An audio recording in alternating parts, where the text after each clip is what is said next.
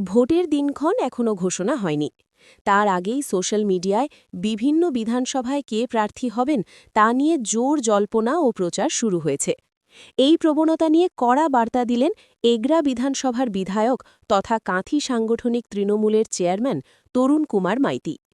তিনি স্পষ্ট জানিয়েছেন, দলীয় প্রার্থী কে হবেন তা ঠিক করবেন দলনেত্রী মমতা বন্দ্যোপাধ্যায় এবং দলের সর্বভারতীয় সাধারণ সম্পাদক তথা যুব আইকন অভিষেক বন্দ্যোপাধ্যায়। তার আগে এভাবে নাম ঘোষণা বা প্রচার শুরু করা রাজনৈতিকভাবে একেবারেই কাম্য নয় এবং শোভনীয়ও নয় বলে মত তার। তরুণবাবুর কথায়, দলের শৃঙ্খলা বজায় রাখা সকলের দায়িত্ব। নেত্রী এবং সর্বভারতীয় নেতৃত্ব যাকেই প্রার্থী হিসেবে ঘোষণা করবেন তাকেই ঘিরে কর্মী সমর্থকদের ঐক্যবদ্ধ হয়ে কাজ করতে হবে। ব্যক্তিগত প্রচার বা আগাম জল্পনা দলের ভাবমূর্তির পক্ষে ভালো নয়। তিনি আরও বলেন, তৃণমূল কংগ্রেসে প্রার্থী নির্বাচন সম্পূর্ণভাবে শীর্ষ নেতৃত্বের সিদ্ধান্তের উপর নির্ভরশীল। তাই গুজব বা সোশ্যাল মিডিয়ার প্রচারে কান না দিয়ে সংগঠনকে শক্তিশালী করার দিকেই কর্মীদের মনোযোগী হওয়া উচিত।